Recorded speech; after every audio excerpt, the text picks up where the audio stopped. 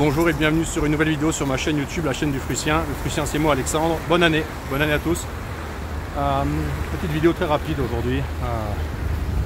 Vidéo rapide parce que je suis dans la rue, qu'il fait froid, qu'il fait moins 24, moins 25 et ressenti moins 30. Donc c'est froid. Alors pour ceux qui découvrent cette chaîne YouTube est consacrée à ma vie en Russie, dans la Russie d'aujourd'hui. Et donc sur cette chaîne YouTube, je vous présente la Russie dans toutes ses réalités, ses contradictions. Et je vous parle de la façon dont on vit en Russie d'aujourd'hui. Moi je suis Alexandre et je travaille et réside à Moscou depuis maintenant près de 16 ans. On parle en hiver, 16 hivers. Donc aujourd'hui, voilà, c'était juste un petit ressenti de froid. Et regardez derrière moi en fait, plus beaucoup de neige. La neige a été beaucoup enlevée, il y a beaucoup neigé en fait fin décembre. Et la neige a été beaucoup enlevée. Donc en fait, je vois la route derrière moi, il n'y a plus beaucoup de neige. Ce qui est très agréable parce que ça permet de marcher et de ne pas glisser en fait. Voilà, donc première petite vidéo de l'année, vidéo rapide. Qu'est-ce que je vais vous dire? D'abord, je voudrais dire merci à tous les gens qui sont abonnés. Tous, je vous souhaite une bonne année. J'espère que cette année 2024 sera une année de transformation pour vous. En tous les cas, en Russie, après le choc de 2022, après le réajustement de 2023, on a la sensation que 2024 sera une année de, on va dire, de réaccélération sur de nouvelles bases et de remise sur les rails de la nouvelle Russie post-2022. Les choses sont peu à peu en train de se remettre en place, les choses se sont stabilisées, les choses sont dans une logique de retour de la croissance économique. Et par conséquent, on attend... les Russes, en général, sont plutôt optimistes sur 2024. Il y a un espèce de regain d'optimisme très profond. La société russe était en état de stress fort fin 2022. J'avais posté des articles là-dessus sur mon blog et sur mon canal Telegram, je mettrai les liens dans la vidéo. La société russe était vraiment en état de stress fin 2022 et on va dire que fin 2023 les choses sont revenues beaucoup plus à la normale. Il y a un regain d'optimisme dans la société russe et c'est lié au fait que l'économie a très bien passé le cap des 20 premiers mois de sanctions. Et donc maintenant on imagine mal ce qui pourrait ne pas aller bien. C'est lié aussi au fait que militairement les choses vont beaucoup mieux il y a un an. C'est-à-dire que c'est l'armée russe qui est à l'offensive maintenant et que on va dire que la contre-offensive ukrainienne c'est un fusil à un coup. Ce coup a été tiré et il n'a pas marché. Et donc maintenant c'est la Russie qui est à l'avantage, c'est la Russie qui est à l'initiative. Et donc sur le plan militaire, les choses maintenant vont beaucoup mieux pour la Russie. La troisième chose, c'est que la réorganisation financière des Russes en Russie et en dehors de Russie s'est faite de façon relativement rapide. Des solutions nombreuses ont été trouvées par les gens. Et par conséquent, ça a apporté beaucoup de... Je pense beaucoup un aspect très rassurant pour les gens.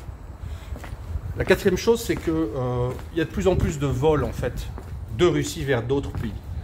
Donc globalement, la sensation d'enfermement qu'ont eu les Russes, notamment avec l'Europe, en 2022, elle est en train de passer. La réouverture se fait pas avec l'Europe, avec le reste du monde, mais globalement, cette dimension-là, c'est vraiment à prendre en compte, c'est que les choses vont mieux.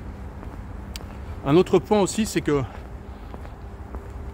la Russie ne se trouve plus isolée géopolitiquement, diplomatiquement, au contraire. Elle est redevenue un des pions centraux, et si ce n'est le pion central de la grande nouvelle diplomatie qui émerge dans le monde d'après l'opération militaire spéciale. Donc globalement, ça c'est un impact, parce que quand on est en Russie, quand on est russe, on a pu entrevoir un risque de se retrouver complètement isolé, de se retrouver, etc. Et en fait, non, on sait maintenant que ça n'arrivera pas. C'est-à-dire qu'on sait maintenant que la Russie n'est plus isolée, c'est le monde est autour de la Russie. Voilà. Donc ça, c'est aussi un élément très important. Et puis globalement, il y a le fait que le Nouvel An s'est bien passé. À part l'horrible attentat de Belgorod, il n'y a pas une mauvaise surprise. Et donc, sur ce plan-là, les choses aussi vont dans le bon sens. Donc globalement, la Russie est dans une mood très positive actuellement, malgré tout ce qui se passe. Et ça, c'est un point essentiel. Essentiel pour l'ambiance générale, pour l'économie, pour la dimension apaisée, la société que ça reste, etc. Alors maintenant, qu'est-ce qui va se passer dans les mois qui viennent? La première chose, c'est qu'il y aura une élection présidentielle et que vraisemblablement, on en connaît déjà le vainqueur, ce sera Poutine. Et que donc, pour son plausiblement dernier mandat, eh bien, là, il aura la lourde charge de terminer le dossier de l'opération militaire spéciale et de sceller la victoire russe. Ça, c'est la première chose. La deuxième chose, ce qui va se passer en Russie, c'est que il y aura aujourd'hui, dans les mois qui viennent, il y aura la continuité de la réorganisation de l'économie russe.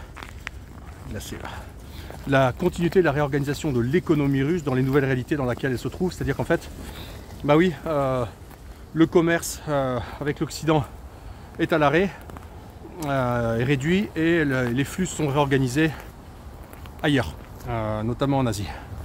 Et que donc oui, la Russie en fait entame une espèce de pivot profond. On a peut-être clôturé, avec l'opération militaire spéciale, clôturé les 3 siècles de fenêtres d'ouverture sur l'Europe qui étaient initiées par Pierre le Grand. Et paradoxalement, Vladimir Poutine, qui est de Saint-Pétersbourg, cette capitale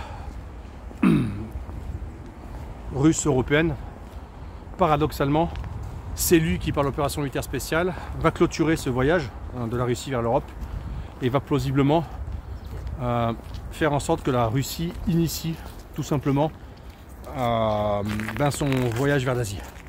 Alors, c'est dur à dire, savoir ce qui va se passer, mais plausiblement c'est ce qui est en train de se passer. Ce à quoi on assiste, c'est ça.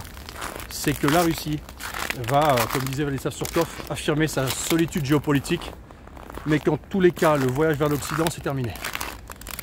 Vous entendez comme ça craque? Ça glace par terre. Le voyage vers l'Occident, c'est terminé. Et donc maintenant, c'est le grand voyage intérieur. Et c'est le retournement vers l'Asie. C'est-à-dire qu'en fait, c'est plus Saint-Pétersbourg, c'est Astrakhan et Vladivostok. Voilà. Donc plausiblement, tout s'explique et tout a un sens.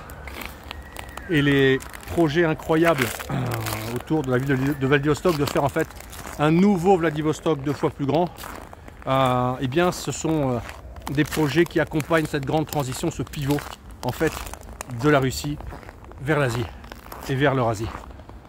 Donc aujourd'hui, il est 16h30, vous voyez le soleil en train de se coucher, c'est le début de la soirée à Moscou, voilà, et on est au cœur de l'hiver, puisque le mois de janvier est le mois le plus froid, on est au cœur de l'hiver, mais globalement,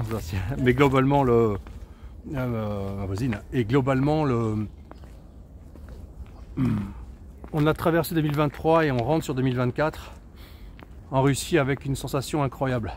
Une sensation incroyable, une sensation que le pire a été évité et que maintenant c'est le meilleur qui doit arriver. Et même si 2024 promet d'être une année, ce ne sera pas facile, que ce sera une année difficile, une chose semble certaine pour la grande majorité des gens ici, c'est que 2023 c'est fini et que 2024 sera meilleur que 2023. 2024 sera meilleur que 2023. Donc, à titre personnel, moi je suis assez optimiste. Il y aura de grandes choses cette année sur la Ruspatriation qui vont arriver. Vous aurez surprise dans les semaines qui viennent, les premières. Et il y en aura toute l'année. Il y a de grandes choses que je vais faire. Il y a beaucoup de gens qui m'ont contacté pour venir visiter la Russie sur des projets de ruspatourisme. Je répète contactez-moi maintenant parce que je suis en train de booker les dates et que je ne pourrai pas être dispo pour tout le monde. Et que sur mars, avril, mai, juillet, on est presque plein déjà.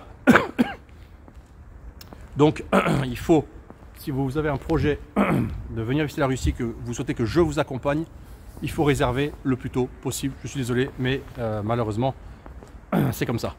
Et que derrière, pour tous les gens qui ont un projet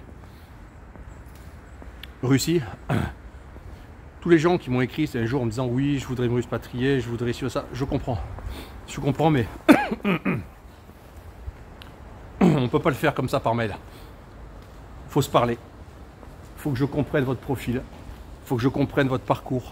Il faut que je comprenne votre projet. Il faut que je comprenne votre dimension financière. Il faut que je comprenne comment vous allez venir, pourquoi, travailler, chercher un emploi, créer une entreprise, amener des fonds. Tout ça, tout ça, moi je ne peux pas le savoir et je ne peux pas me lancer avec des dizaines et des dizaines de personnes dans des boucles email infinies. Donc, il faut qu'on se parle, qu'on borde, qu'on frame votre projet. Moi, je vous dirai ce qui est faisable, pas faisable. C'est long de venir en Russie. Il faut prévoir, il faut organiser la dimension administrative, papier, séjour, la dimension financière. Il y a beaucoup de choses à organiser et ça ne peut pas être fait comme ça rapidement, c'est pas en claquant des doigts. Les choses se sont un tout petit peu complexifiées. J'ai des solutions, presque tout. Nous avons des solutions avec l'équipe avec laquelle je travaille sur beaucoup de dossiers. On sait faire plein de choses maintenant, légales, pour rester en Russie, pour transférer de l'argent. Tout ça, c'est organisable. Mais il faut bâtir ce projet et il faut que vous le bâtissiez de façon structurée. Et c'est là où moi je vous accompagne parce que moi je sais les murs et les écueils auxquels vous allez faire face. Voilà, donc pour le projet Russie, pour la visite Russie, organisez-vous en amont. Dites-moi, mais je vais quand même aussi partir en vacances, je suis désolé. Mais quand on a passé l'hiver à Moscou, on a froid et on a besoin d'aller dans un pays chaud. Donc je pars en vacances. Voilà, c'était un peu la courte vidéo du jour. Note d'optimisme. Le Prussien se repose là. Il remplit ses batteries. Et donc 2024, ça va être une grosse année de ruspatriation parce qu'il y a beaucoup de choses qui vont arriver. 2024, année de votre ruspatriation. À bientôt sur une nouvelle vidéo sur ma chaîne YouTube. Vous avez vu ça? Là, c'est quand il fait froid.